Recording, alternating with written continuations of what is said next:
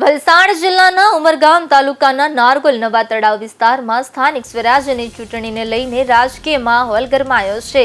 Bharatiya Janata party દ્વારા જિલ્લા પંચાયતના ઉમેદવાર ભાવિનીબેન દિનેશભાઈ માછી અને તાલુકા પંચાયતના ઉમેદવાર ઉપેન્દ્રભાઈ નરોત્તમભાઈ માછી દ્વારા જોરદાર પ્રચાર અભિયાન હાથ ધરવામાં આવ્યું છે। આ પ્રચાર અંતર્ગત હર ઘર મુલાકાત અને ડોર ટુ ડોર અભિયાન ચલાવવામાં આવી રહ્યું છે, જેમાં મોટી સંખ્યામાં પાર્ટીના કાર્યકરો, મહિલાઓ અને બાળકો ઉત્સાહભેર જોડાઈ રહ્યા છે। સમગ્ર વિસ્તારમાં ઘર ઘર જઈને મતદારોનો સંપર્ક સાધવામાં આવી રહ્યો છે। પ્રચાર દરમિયાન સરકારની વિવિધ યોજનાઓ અને વિકાસ કાર્યો અંગે લોકોને માહિતગાર કરવામાં આવી રહ્યા છે અને મતદારોને ભાજપના પક્ષમાં મતદાન કરવા અનુરોધ કરવામાં આવી રહ્યો છે। આ અભિયાનને કારણે વિસ્તારમાં ચૂંટણીનો માહોલ વધુ જ ગરમાયો છે અને કાર્યકરોમાં પણ જીતનો વિશ્વાસ જોવા મળી રહ્યો છે।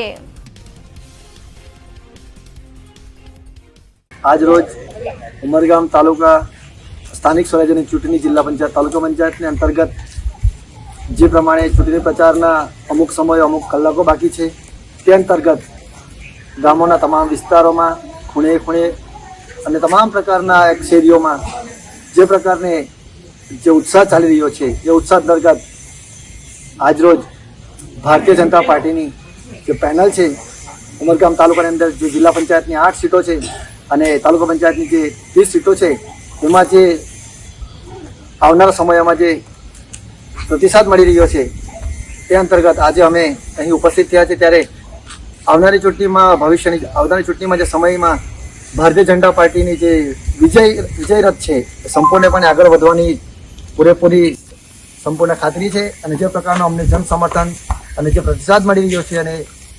ભારતીય જનતા પાર્ટી નરેન્દ્ર મોદી સાહેબના નેતૃત્વના હેઠળ લડી રહી છે, તો આ ચૂંટણી અંતર્ગત જે પણ સીટો છે તાલુકાની જિલ્લાની એમાં સંપૂર્ણ બહુમત ભારતીય જનતા પાર્ટીને મળવાનો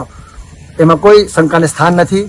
અને આવનારી ચૂંટણીમાં ભારતીય જનતા પાર્ટી તમામ પેનલો તમામ સીટો જીતી અને ભારતીય જનતા પાર્ટી આ તમામ સીટો માનનીય આદરણીય સન્માનીય શ્રી નરેન્દ્રભાઈ મોદીને આ સીટો સમર્પણ કરવા જઈ રહી છે।